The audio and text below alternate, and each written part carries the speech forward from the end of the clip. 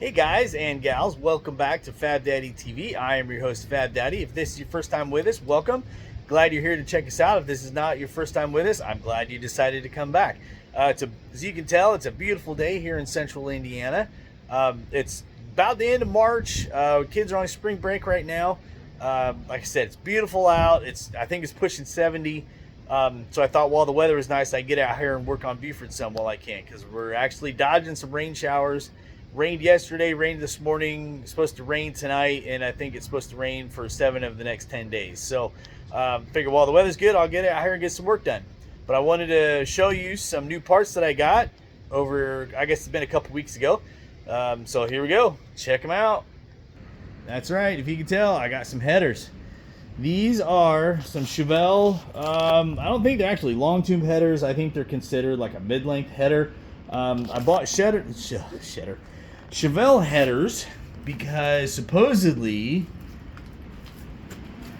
they fit into a square body with no modification. They just fit in there real well. So I've been told. I've got them just kind of mocked up there. As you can tell, they're loose still. The bolts aren't tight. There's no gaskets or anything. I just want to see how they look and take some measurements, see how they're going to fit. One problem I've noticed right immediately is the stock spark plug wires. Boots are, this one is literally touching. So I'm going to have to figure out either some different boots. I think I'm probably going to get some ceramic coated 90-degree boots that are shorter and fit in there better. Something else I noticed is on both headers, if I can get in here close enough, they're both split and cracked right here in the bottom. I'm guessing some drag in the ground on whatever car they were in. I would assume a Chevelle. I don't know. Well, sorry. I want to give a shout out to my new friend Stan up there. We'll say up north of Wabash, Indiana. I won't give his exact location, but he's got a wicked 67 to 72. Sorry, Stan, I don't remember what year you told me. 67 to 72 C10 with a bad looking 540 cubic inch big block that I'm hoping to see at some car shows later this summer when I head back up there. So if you see a really cool early Chevy C10 with a big block in it, that's Stan. Tell him I said hi. Anyway, wanted to share some other stuff with you here. So since I'm running a computerized fuel injection EFI system on this engine, I'm going to have to use an O2 sensor. Which here, let me take that cap off real quick. So what this does is, this sits in your exhaust, about like that, and it it senses the exhaust gases that are coming out, and it tells the computer if the engine's running too lean, running too rich, and the computer fixes whatever settings it needs to change that. So these I'm going to have to install in the exhaust somewhere up close to the engine. You want to install these minimum of 10 degrees higher than horizontal. Never want to put them down to the bottom like this, because they can gather condensation there in that tip and it'll ruin the sensor.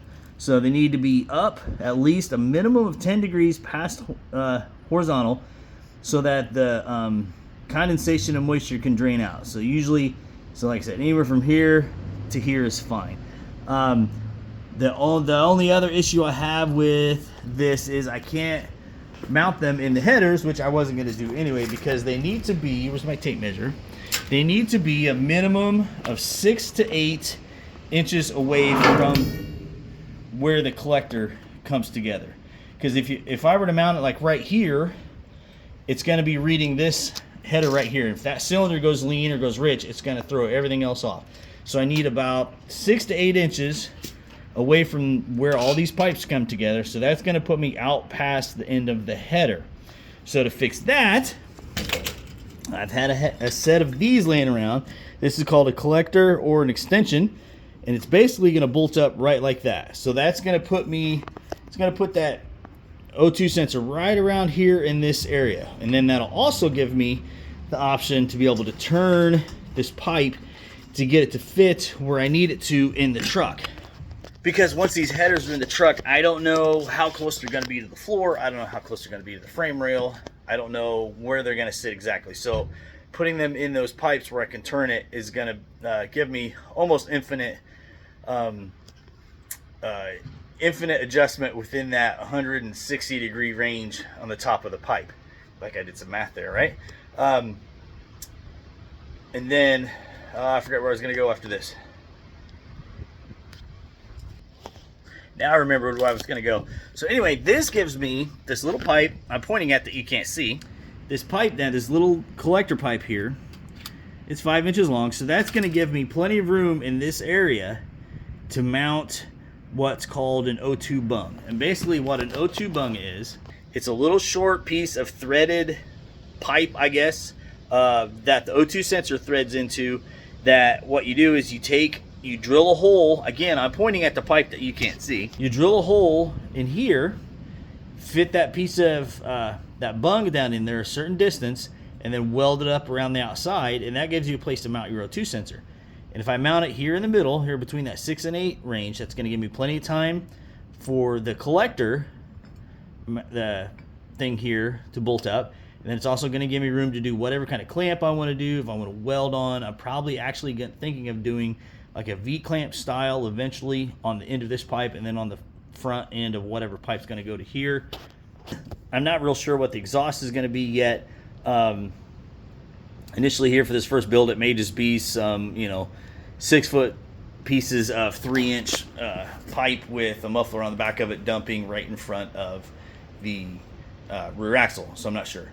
So, but anyway, I just wanted to share my new toys with you guys. Again, big shout out to Stan. Thanks for hooking me up with the headers. I hope to see you this summer, and I also hope to see some of you guys around. Hopefully this summer we'll be out at some car shows. If you see a big ugly brown and tan truck, come on by and say hi. Anyway, I hope you guys are out building some cool stuff. See you later.